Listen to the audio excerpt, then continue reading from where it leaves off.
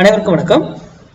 இந்த post market ரிப்போர்ட்ல காலையில pre market அனலைஸ்ல கொடுத்திருந்த சப்போர்ட் அண்ட் ரெசிஸ்டன்ஸ் என்ன ஒர்க் ஆயிருக்கான்னு பார்க்கலாம். நம்ம கொடுத்திருந்தது இன்னைக்கு வந்து சென்செக்ஸ்னு கொடுத்திருந்தோம், ரெண்டு Nifty and Sensex. Sensex expiry டேல 0 to 0 கால் வந்து எவ்வளவு பர்ஃபெக்டா ஒர்க் ஆச்சுங்கிறது பார்த்துருப்பீங்க. அதெல்லாம் எக்ஸ்பைரி டேல அந்த டைம் எந்த டைம்ல எடுக்கணும், எந்த ஸ்ட்ரைக்கை சூஸ் பண்ணணும், என்ன விலையில வாங்கணும் முதற்கொண்டு நமக்கு கிட்ட முன்னாடியே அந்த கால்குலேஷன்ஸ் எல்லாம் இந்த ரூல் ரெடியா இருக்கணும். அப்பதான் 0 to 0 எடுக்கணும், இல்லையா எடுக்கக்கூடாது. சரி, இன்னைக்கு நம்ம கொடுத்துருந்தது நிஃப்டிக்கு ஃபர்ஸ்ட் பார்த்துருவோம், அப்புறம் சென்செக்ஸ் பார்க்கலாம். 25,900 கால் 118 ரூபீஸ்க்கு சப்போர்ட் எடுத்தா மார்க்கெட் அப் சைடும், அதுக்கு கீழே இருந்தா மார்க்கெட் ரெசிஸ்டன்ஸ் எடுத்தா டவுன் சைடு இருக்கிறதுக்கு வாய்ப்பு இருக்கணும்.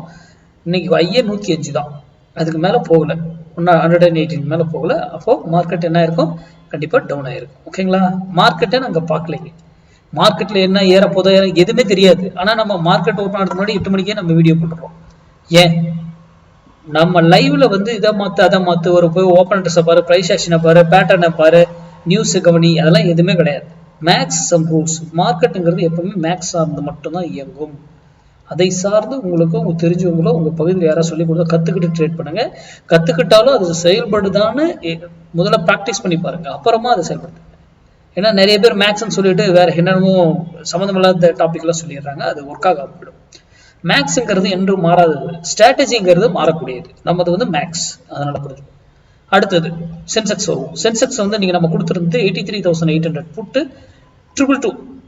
222க்கு சப்போர்ட் எடுத்தா மார்க்கெட் டவுன் சைடும், நிஃப்டி சென்செக்ஸ் டவுன் சைடும். அது வந்து ரெசிஸ்டன்ஸா மாறினா சென்செக்ஸ் அப் சைடு இருக்கிறதுக்கான வாய்ப்புகள் இருக்குன்னு சொல்லியிருந்தோம். இன்னைக்கு வந்து லோவே 246 தான் இன்னைக்கு வந்து லோ.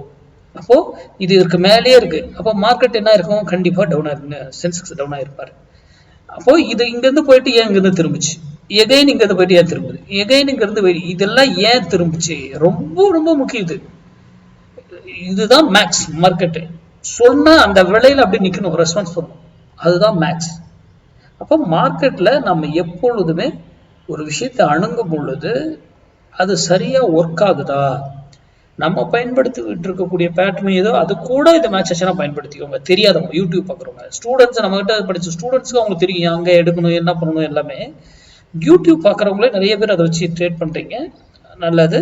அந்த உங்க டெக்னிக்கல் கூட இது மேட்ச் ஆச்சுன்னா பயன்படுத்திக்கோங்க, இல்லையா தவிர்த்துடுங்க.